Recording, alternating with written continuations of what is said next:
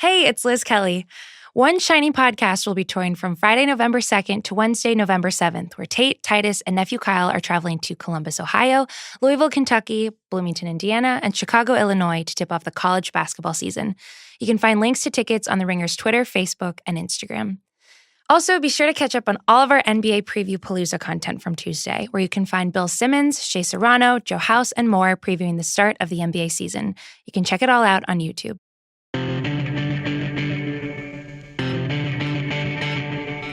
Welcome to the Ringer NFL Show. I'm Kevin Clark. Joining me is Robert Mays. We're going to do a little something different this week. We're joined by former NFL quarterback and current ESPN analyst and Twitter legend, Dan Orlovsky. Let's get right into it. Dan, you may not remember this, but last year we were at the CAA party at the Super Bowl together. And I remember talking to you and I was like, I love your Twitter account. And that was it. Like, that was kind of the conversation. And now you're on ESPN like every 15 minutes. It's been good. Well, I that was a night that I met a lot of important people, you included. So I would not put myself in that class, but thank you. Yeah, no, it was a lot of fun. That was kind of the beginning of this kind of wild journey that I've been able to be a part of in the past couple months. So it's been fun. ESPN has been awesome to work for and work with, and it's just been more than I would have ever imagined coming from social media. But it's been a blast. So Dan is at Dan Orlovsky 7 on Twitter.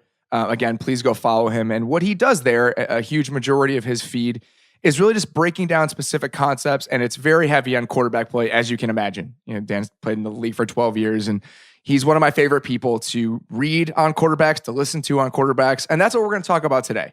You know, obviously on this show, pretty much every week, we've had some redux or reset about where the position is because of the new guys that have come in and because of just the state of the position in general. I mean, Kevin's written about it. It's easier than ever to play quarterback, and the numbers are astronomical. But we wanted to bring Dan on for a fresh perspective and a perspective with some actual knowledge, as opposed to what Kevin and I try to do every week.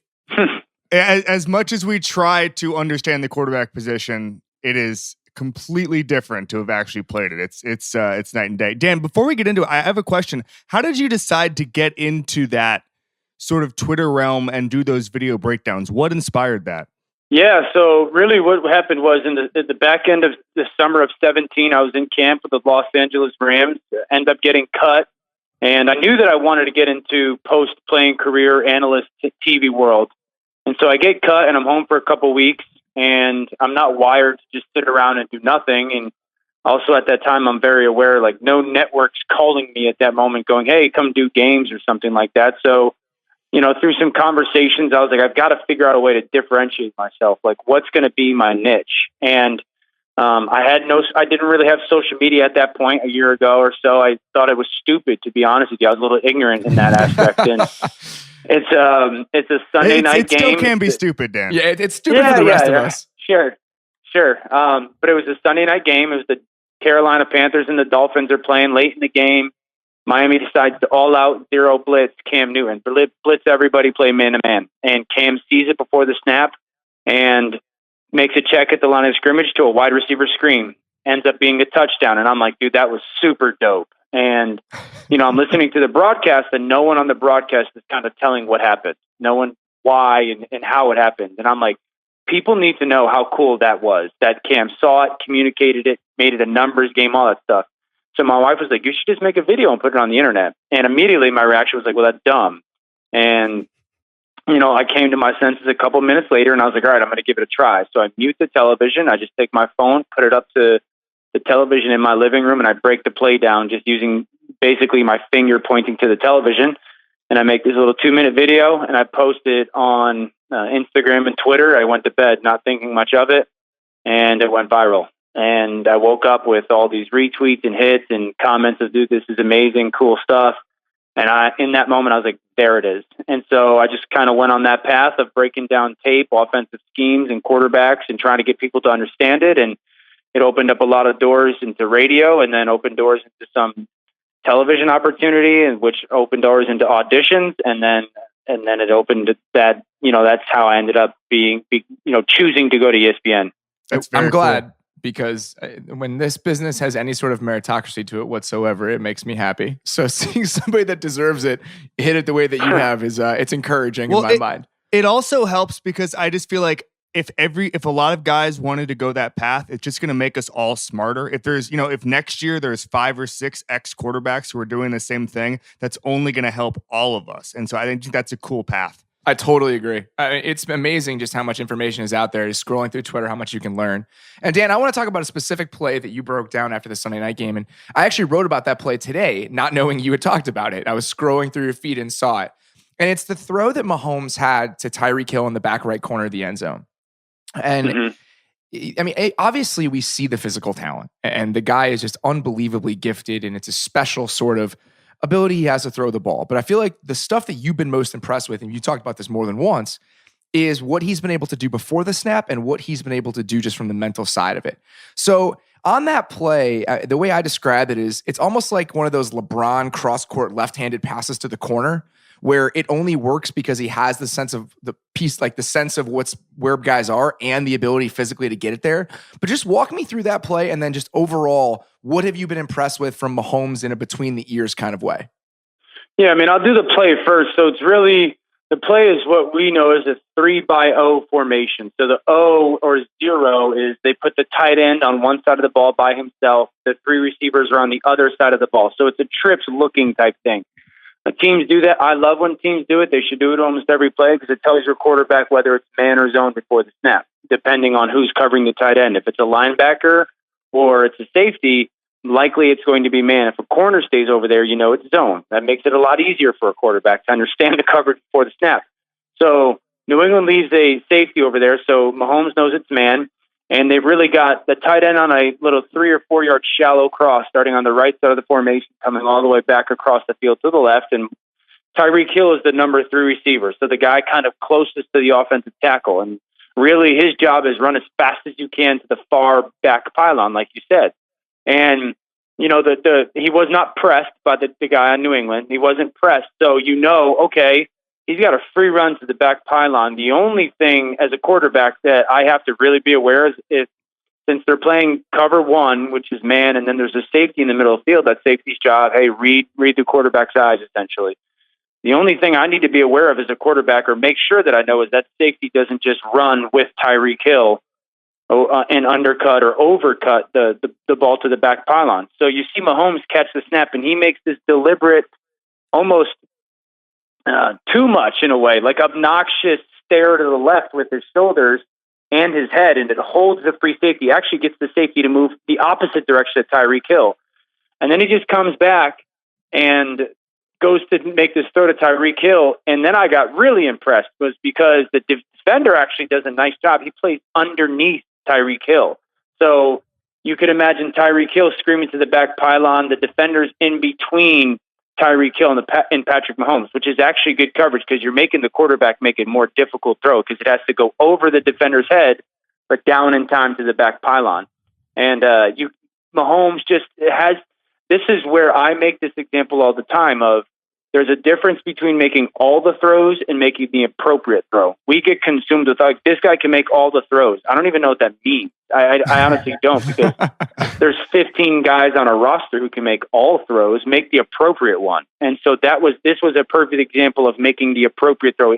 It looks like the McDonald's M in a way, or the arch of St. Louis where the ball just goes up over the top and down underneath. Because if it's a firm ball, as the ball tries to get driven, the defender's going to have a chance to break it up. And so that's the stuff that's been most impressive for me with Patrick Mahomes is super talented, no doubt, but like he's playing quarterback. And there's a difference between being a thrower and playing quarterback. And he's playing quarterback with the mental game, understanding how to move people.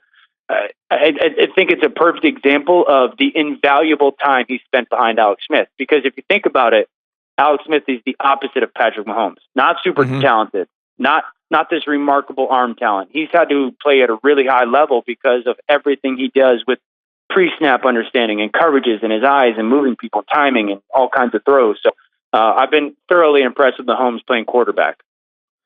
And then that's the thing. I feel like a lot of people, as we have this Mahomes conversation going forward about how you replicate this, one, you can't based on the talent alone. And two, you can't replicate the situation of having Andy Reid Matt Nagy, Alex Smith. I mean, all of those guys in this room is kind of like a brain trust to teach him this offense and teach him how to play in the NFL for an entire year.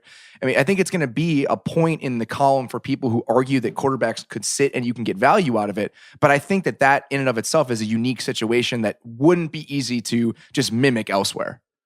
Yeah, I mean, it's just, to be honest with you, it's a hats off, kudos, almost thank you moment to the organization, right? Because the organization, to be honest, took a quarterback when they didn't need to. They took a guy higher than they needed to, earlier than they needed to, but they had a plan. It's the same example of Aaron Rodgers, right? I mean, you're taking this guy, do we really need him? No. Can we get another couple of years? A guy like an Alex Smith or years ago like Favre? Yeah, we can.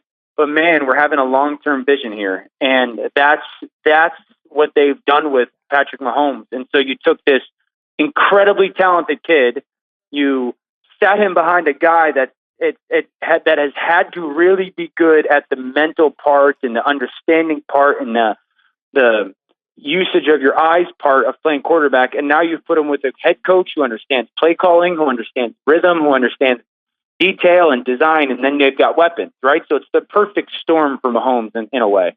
I totally agree. I mean, it's remarkable how it's all come together. I want to ask you about another young guy as well. And this is somebody you have some interesting perspective on, I believe, because you were in camp with them last year.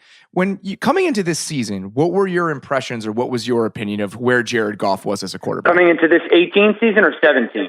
Yeah, coming into this season, after watching the jump, obviously, from year 1 to year 2, and just seeing him play relatively well in the league, did you feel like this guy is on the brink of superstardom, or do you feel like he's somebody that could steer a very well-orchestrated ship in Sean McVay's offense? Because I feel like I was in the latter camp. It was like, oh, this guy's pretty good, and he's in a really good situation. But my opinion of him has changed so much this year, just based on some of the throws he's making. It just feels like he's made an even bigger leap from year 2 to year 3 than we would have expected him to. Yeah, I mean, Jared Goff is the perfect example of, and I say this as a compliment to him. We live in a generation, especially where young kids fall in love with the way they look, and we fall in love with numbers. Man, this quarterback is 6'5", 235 pounds. He runs a 4.6. He bench presses 225 25 times. Got a 38-inch vertical. Oh, cool. Can he play quarterback? That's my question. And so we get so consumed with these numbers. And Jared Goff is the opposite of that. I mean, he's a very physically unassuming when you look at him guy. But he really is. He has a couple of things. One, very natural throwing motion, very natural. And for when you have that, it's not like you need it, but man, when you have that, you are just at such an advantage, because when you're asked to make throws from Jared Goff is one of the better, off balance, funny body positioned, my feet aren't right throwers in our league right now. I mean, very accurate when his feet aren't in the perfect spot, or he's on the move, or he's got to make this funny. I think of the one to Cooper Kupp where he scrambles up in the pocket against Minnesota, and it's kind of like an in-between go ball seam, and the ball is ridiculously accurate. And he's like, his body looks like he's throwing the ball to the left sideline. And it's an example of like this just natural throwing motion has afforded him this opportunity to make some really unique throws. His greatest strength by far is he has no memory whatsoever, in a good way. Where like you can go through, I mean, if you watch their tape, he'll have 2 or 3 throws in a period where you go, huh, that was weird.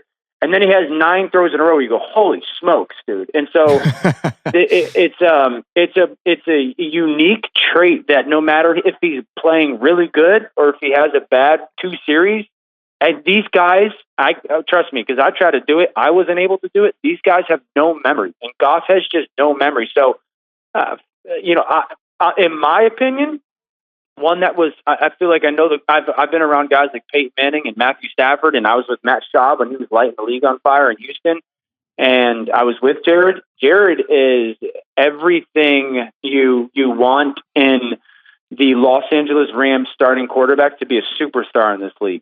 A superstar, because that's a unique market. Jared doesn't care what people think about him. He could care less. That's such an underrated value. It's such an underrated trait. And Matthew Stafford was fantastic at that as well. So no, he's he's every bit as advertised, and certainly being in that system obviously helps. But I don't knock quarterbacks for being with a good coach. Yeah, me neither. And I feel like that's kind of the thing that I've been so impressed with. I mean, the throw to Cooks in the same game, I wrote about it this morning. I mean, scheme helps a little bit there. The way that he kind of pulls the safety up with this deep end by Cup turns it into a track meet, but it's still a 60-yard bomb put in like a 1-by-1 foot box. I don't give a shit who the coach is. Like, that's unbelievable. If 5 guys in the world can make that throw. And I just did not think of him in that way before this season, and I absolutely do. I mean, guys, there's been a lot of quarterbacks to go through the Mike Shanahan, the Gary Kubiak, the Sean McVay, the Kyle Shanahan systems, right? I mean, there's been a lot of quarterbacks that have gone through those systems. Not everyone's been playing at the level like we see Jared Goff playing at. So it's not just, oh man, you could just plug and play anybody in there and it's going to be good. You know, like Jared Goff is a very, very, very good quarterback. So I want to ask you about the rookies, and just not each of them individually, but just overall with that group, what has jumped out to you the most, either in a good or bad way, that you've seen from those 4 guys? Yeah, well, I'll kind of go by, I guess, individually. I mean, Sam Darnold has been so impressive by 2 things. One, somehow, some way, he's taken a Jets team and scored 40 points twice in 6 games and 30 points 3 times in 6 games. You know, like, what? They don't have a ton of people around them, you know, and there's some flaws on that team. And in every game, you can make the case once you watch the film that Sam Darnold's been one of the 2 or 3 best players in the field. I mean, he makes 3 or 4 throws a game when if you're being honest about it and not, you know, favorites or whatnot or buddies, there's a handful of guys in the league that are making some of the throws that Sam Darnold has made this year. Every game, though, he's making 3 or 4 of them every game that are just ultra impressive. The traits have carried over from college to the NFL, where it's like, you know, he doesn't need perfect feet to be very accurate, which matters in the NFL because very few guys get perfect pocket. Just the ability, you know, everyone made a big deal about his throwing motion. It doesn't matter when the ball's coming out early and it's super accurate. So, you know, that has stood out. And then just, he's got that unique kind of, I don't want to know if it's a characteristic, a trait, but just like, when the ball's in his hands, you go, something cool is going to happen here. You know, something cool is going to happen, whether it's athletically or, you know, types of throws or whatnot. So he's been very impressive with how he's handled everything. You know, Baker Mayfield has had some moments where you go, yep, now I understand why John Dorsey drafted him number 1, right? I mean, as a quarterback, we're told as a young kid very often, hey, like, listen, when you go in the huddle, even if you don't even know what the play means, say it with confidence because everyone else is going to believe in it, right? And that's Baker Mayfield to me. And I'm not saying he doesn't know what's going on. I'm saying when he walks in that huddle, everything he says is giving confidence to everybody. I mean, you can, you know, the team is more confident because it's Baker Mayfield, not because they're better players, because it's Baker Mayfield. 2 of the most impressive things for me with Baker right now are, 1, his body has caught up to his mind.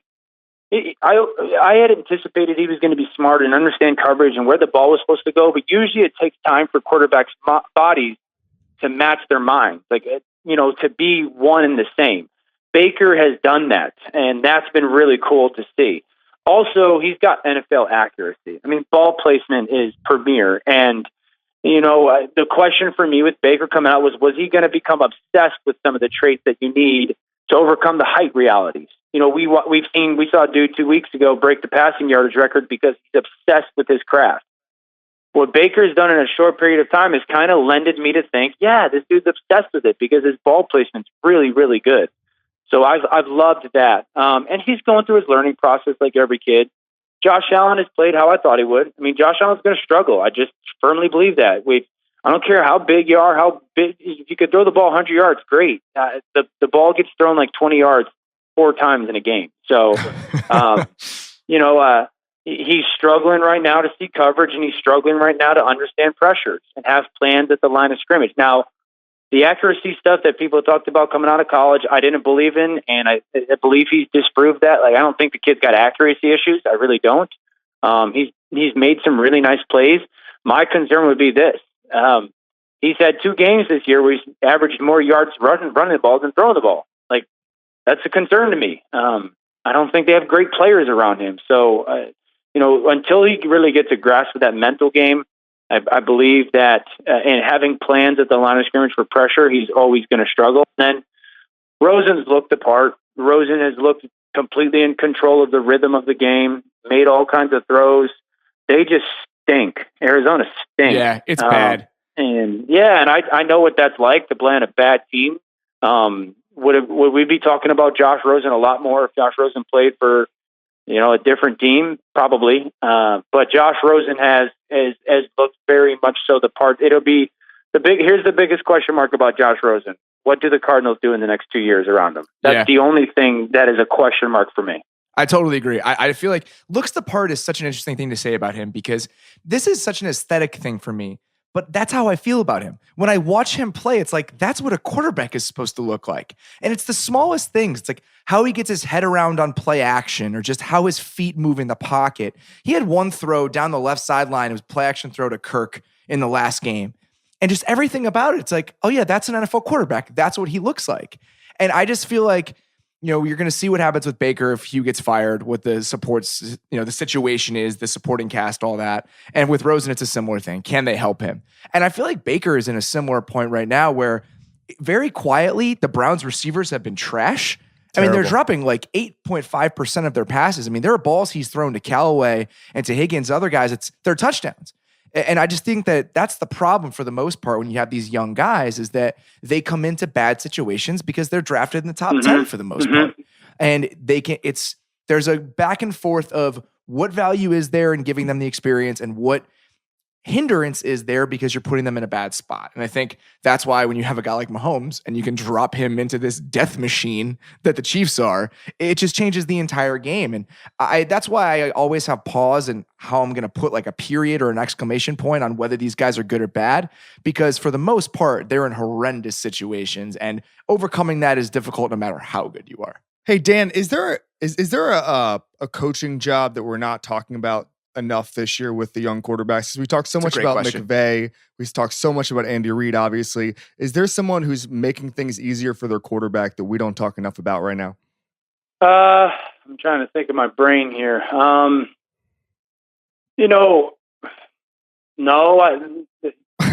I'll be honest with you. I don't know if there's a ton of great offensive minds in the NFL. I'd argue that there's some coaches out there that are making it harder on guys. There are plenty of guys that are making it easier. I've been impressed with what Jeremy Bates has done with Sam Darnold, especially in the last 2 weeks. They've decided to push the ball downfield a little bit more, which I've liked. DeFilippo has been great in Minnesota. Awesome. And that was a huge question mark coming in. Matt Nagy's been really good in Chicago, really, really creative. The great thing about Nagy is he's figured out that his best player is Tariq Cohen, and then he either uses Tariq Cohen or gets everybody to watch Tariq Cohen and then uses all the other guys, which has been really cool to watch. But no, I think there's per every year, there's 6 or 8 guys that do it really good. And then there's just like there are teams, right? Then there's 12 to 14 who aren't very good. And then there's 8 that, I don't know how that math works out. And then there's 8 to 10 that really do. It just feels like, you mentioned Bates, and I'm looking at it right now, and Darnold's using play action on 26.4% of his dropbacks. And, who's number 1? It's obviously Goff. Who is number 2 if you change the qualifiers? It's Garoppolo. Do you feel like the move right now, if you're trying to get the most out of your quarterback, is trying to find someone in that Shanahan-Kubiak system and just rely on play action and movement and everything else? Or do you feel like that's too simplistic a way to look at it? Well, it's certainly simplistic, I guess, is a way you could put it. Because there's a lot of coaches who have tried to run that system and can't. Those guys, I always say to be really good at that position and essentially run a good unit, you've got to have a great scheme, you've got to have dudes, and then you got to have a guy who can call that scheme. And so just because, I know this scheme doesn't mean you're going to be good at calling it at the right moments with the right people, utilizing the right, spacing and guy. And so I don't know if it's necessarily. I don't believe that there's only one way to skin a cat, and it's got to be this way. We see multiple offenses that are super successful in the NFL right now, but certainly being one dimensional isn't a great thing. The great thing about a place like, with Sean McVay, or a place like Kyle Shanahan's in San Francisco, is, and even, Nagy a little bit, is these places are getting defenses to fall in love with stopping the run. And you always hear coaches be like, oh, we got to stop the run. We got to stop the run. And all these coaches do are gash you with play action, because they're like, oh yeah, you're just going to fall in love with the run. And I don't even need to be running it well. You're so consumed with stopping the run that these play action passes are going to be gashes. So, I believe. Minnesota is the perfect example. They're a bad running team, actively terrible, and they still destroy people with play action. It doesn't matter. Because defensive coaches, I'm telling you, I've sat in so many meetings where the defensive coach will stand up and be like, number one thing, we got to stop the run. And I would always sit there and be like, isn't the number one thing to make sure they don't score points? Like, shouldn't that be the number one goal? And so how do we make sure they don't score points? That's what the greatest example I ever saw was, I was in Houston, and this is when Arian Foster was rolling, and we were playing Peyton and the Colts. And I remember we ran for like 300 and something yards. I mean, it was an absolute gashing, and we held on for dear life in that game. And like, the time of possession was like 42-17 something. We ran the ball up and down the field, and I was just sitting there going, like, we just did everything you want to do on offense, and did everything a defense doesn't want to have happen to them, yet we still won by like 3, and that's because it was like a last second, God, hang on for dear life because Peyton's got the ball thing. And so, coaches who understand, like, coaches who have a great feel for how to attack certain teams, not just defense, but certain teams, are the ones that are really good. And sometimes we saw it last week, right, with Sean McVay and the Rams against the Broncos. Dude, they gutted the Broncos running the ball on first down, which is a little bit contrary to what we've seen from McVay. They've been a big play action team on first down. And so just these coaches they've got great understanding for feel and players and what they're good at, what they're not good at, but then also what the other team is good at and not good at. And sometimes, or so often, coaches are like, you know what, we're just going to do what we do.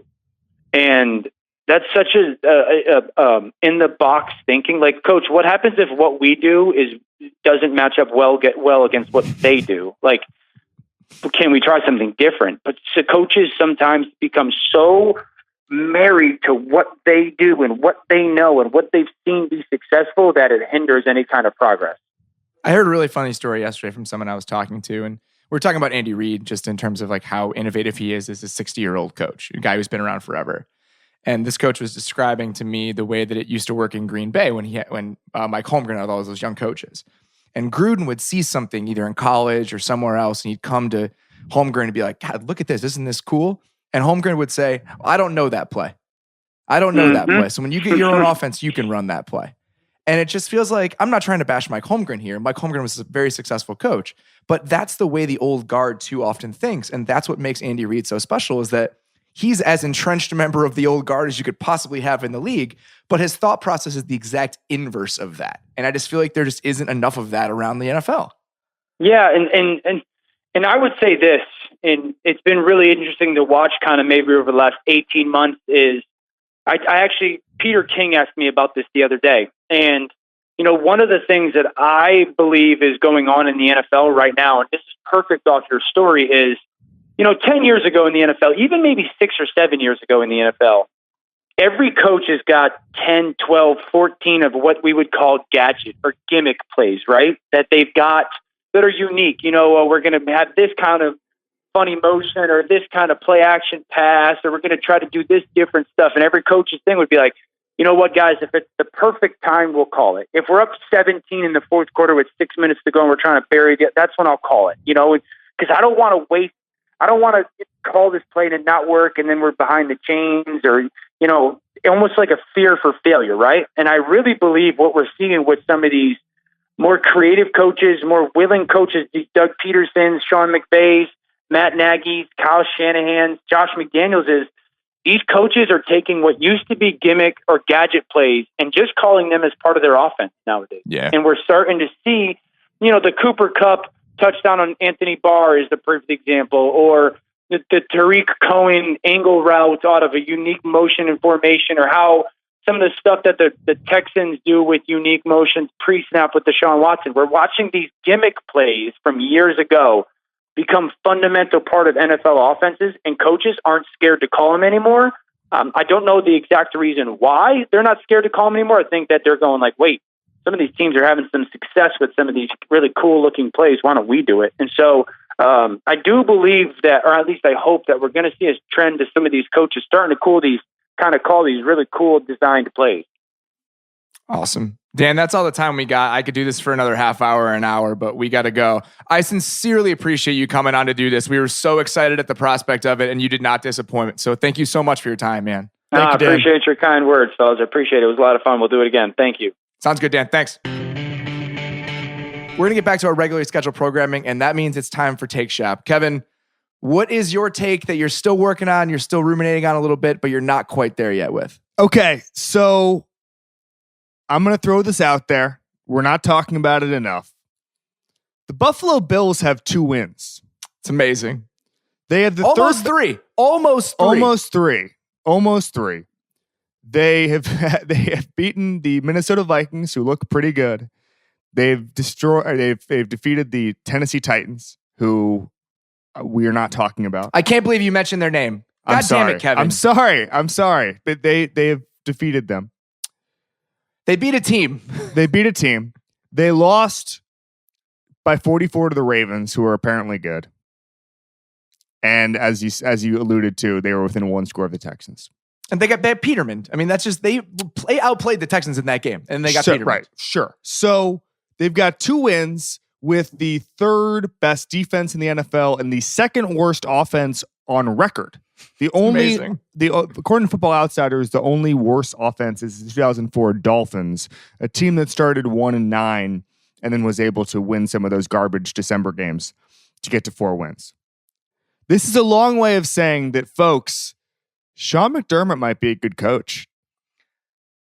Here's my thought about it. 2 wins and at least competitive against other teams with a roster that we thought was just a total teardown. Okay. I agree with you and I don't. 1, Sean McDermott's still the guy making these ridiculous quarterback decisions. So I'm not going good coach. Let's not. Okay. But from a 2018 perspective, what is the best thing he could have done? Start Josh Allen immediately? Yes. Why not? Well, I mean, he's hurt now, but yeah. Well, sure. But just from the beginning, put him in the game. Who gives a shit? I agree. It seems like the Nathan Peterman experiment has run its course. Derek Anderson is starting this week, so that's that.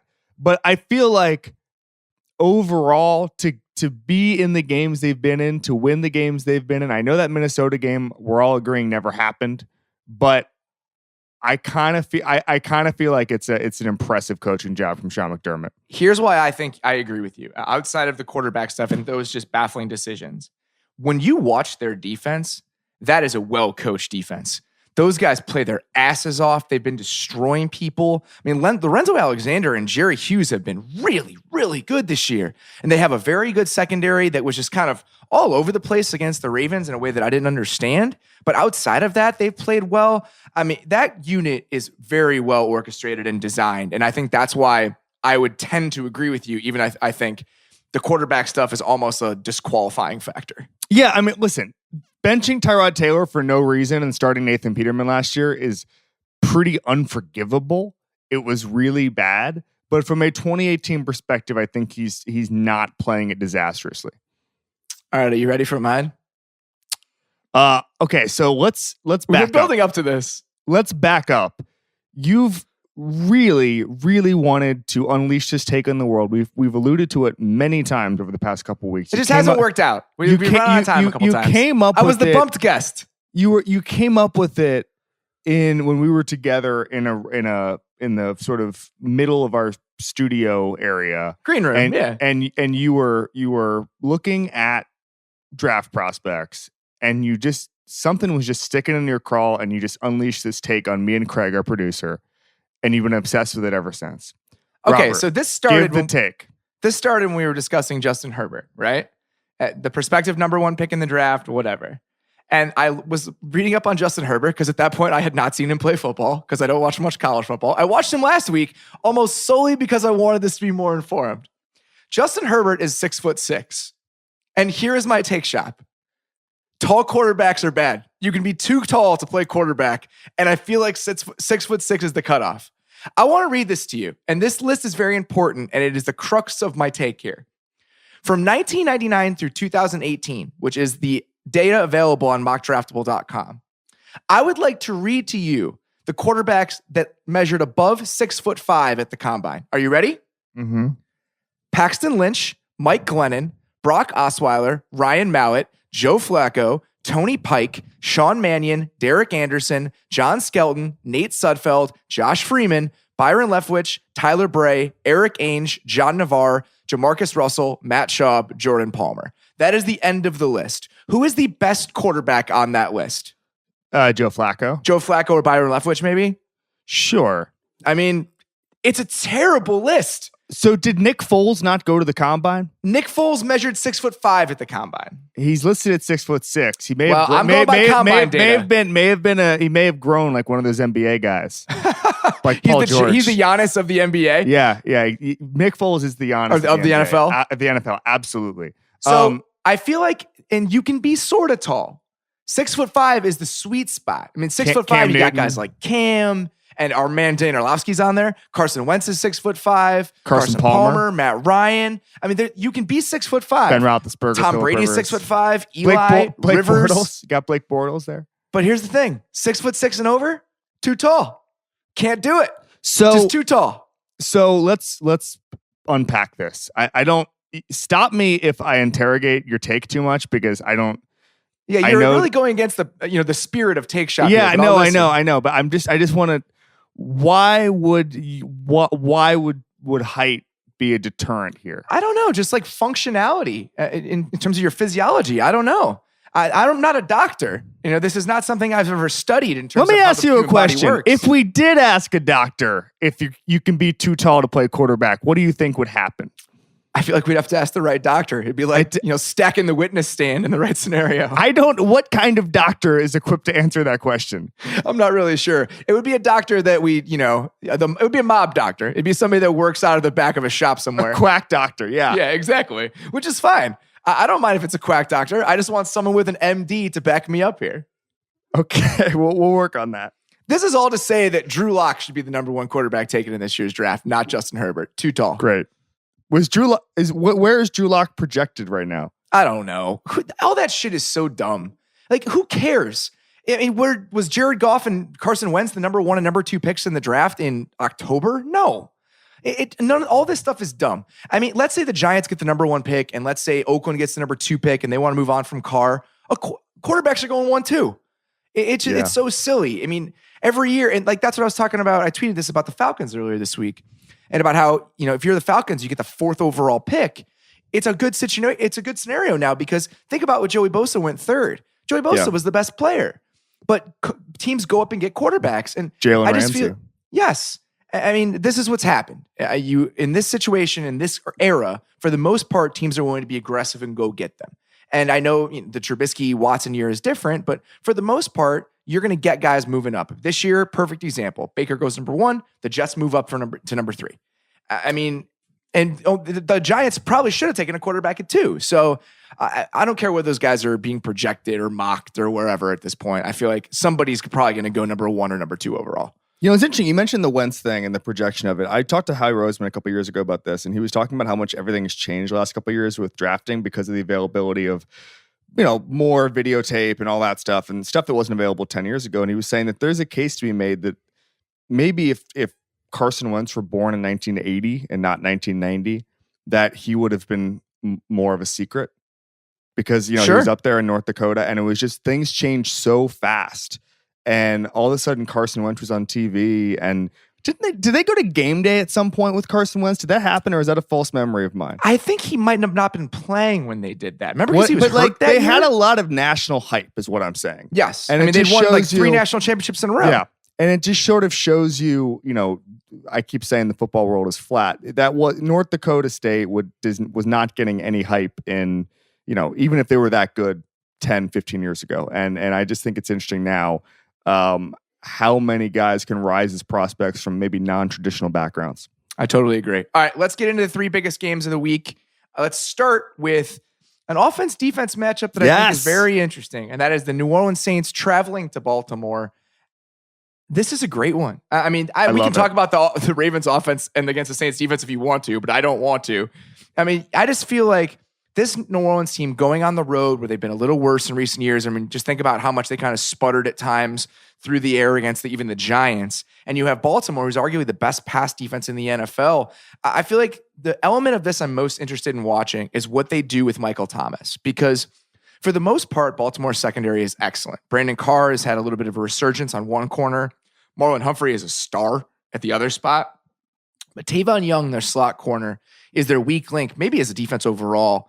And I just feel like they're going to try to hammer Michael Thomas in the slot this entire game. Sure. So let's take a step back. So the Ravens defense is allowing 12.8 points per game. Yeah, man. No one else is holding teams under 17 points. Yeah, thank you, Bears. I mean, it's pretty damn impressive. And they had, they broke the Tennessee Titans last week. Yeah. They have not, I didn't know this. I didn't know this. They have established a modern record. ESPN had this. They have not given up a second half touchdown in the first 6 games of the season. That's the remarkable. Only other team to do so was the 1934 Lions, who dominated the Boston Redskins, the Brooklyn Dodgers, the Cincinnati Reds, and the St. Louis Gunners 84 years ago. It's from ESPN. In 1934, were all the baseball teams, they just double as football teams? Yeah, and that's why the 1934 Lions were able to hold these guys scoreless in the second half. Because they're playing against baseball players? Yeah, they're just playing against Pee Wee Reese. They've been so good, man. That's a fascinating matchup. And again, I'm going to see how they use Thomas, see how they use Kamara.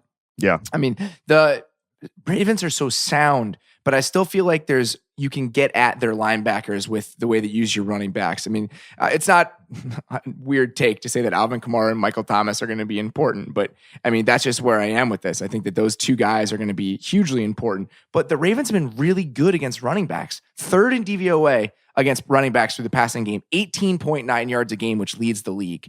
So if they can't get Kamara going and they manage to not get Thomas in the slot often enough, I mean, I feel like this is a game where Breeze could be completely blanketed.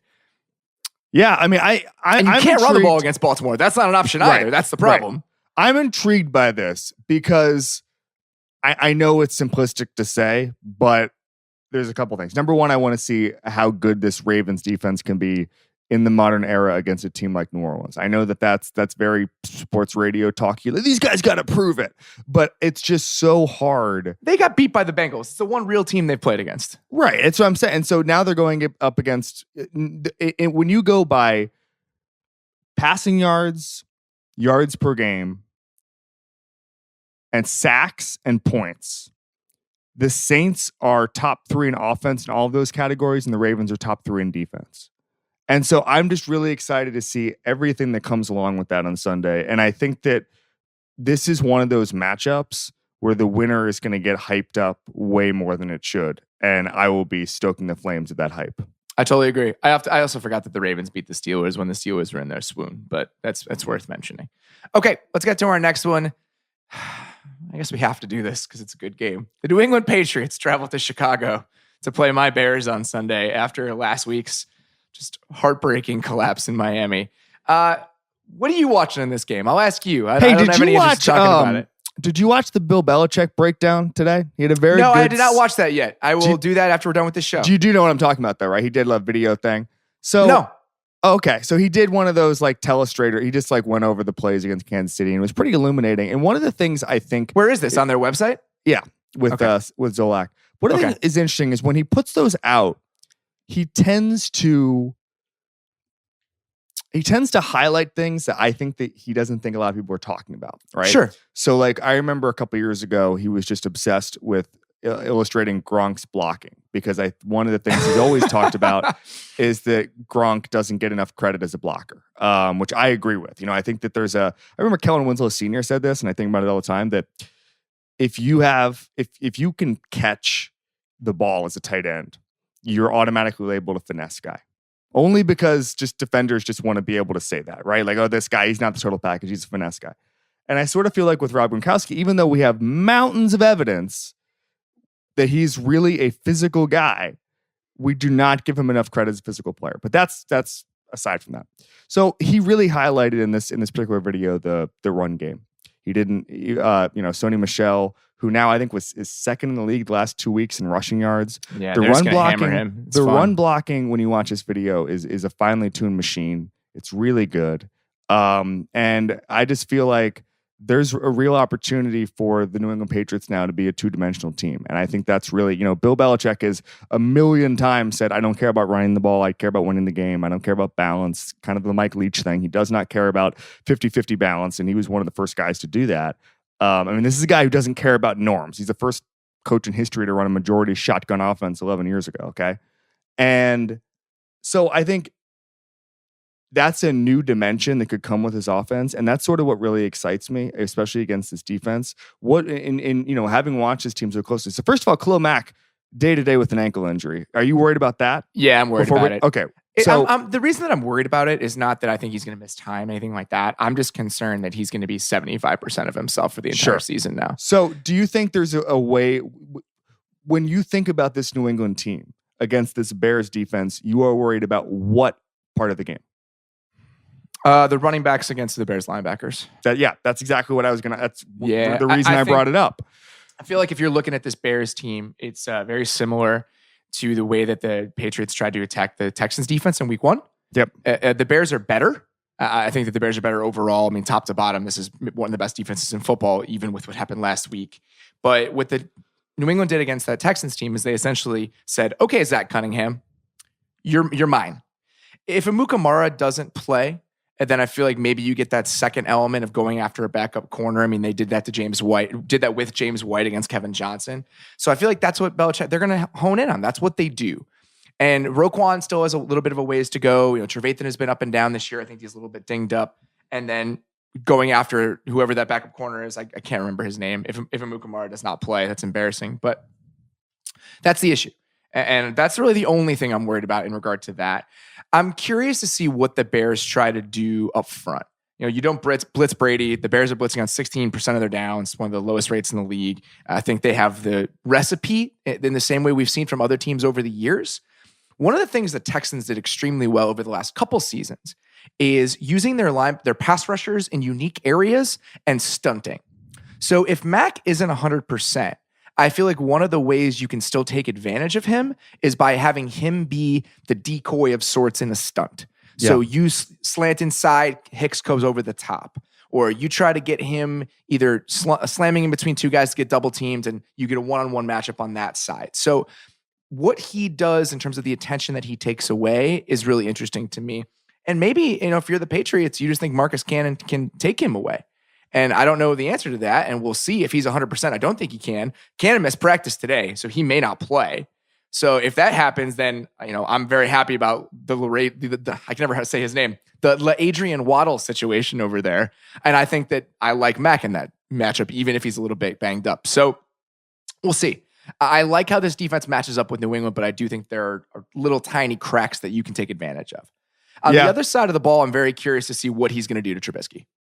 I think he's going to do a very good job on Mitch Trubisky. Are you talking about Bill Belichick? Yeah. Just what their approach is. Yeah. Look.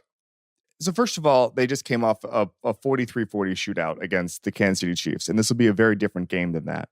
When you think about what Belichick can do to take away Trubisky's weapons, what's the first thing you worry about? Sorry about the little mix-up here, guys.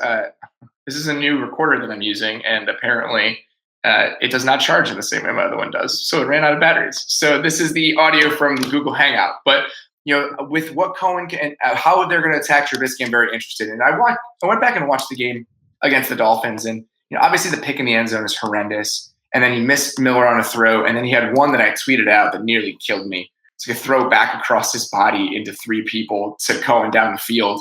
But for the most part, those are the only 3 throws where I sat there and was like, yeah, this is a problem. Like, this is really bad. I am very happy with the strides he's made. I just feel like Belichick is really going to make him make decisions, and that's a concern to me. I have some bad news, Robert. If the number one worry of your quarterback is that he might have to make decisions, you might not have a good quarterback. Here's what I mean by that. I think that he's going to not be able to just pull the trigger. I know what you mean. I know what you mean, buddy. I do want to say really quickly about the Belichick video stuff, which I find fascinating.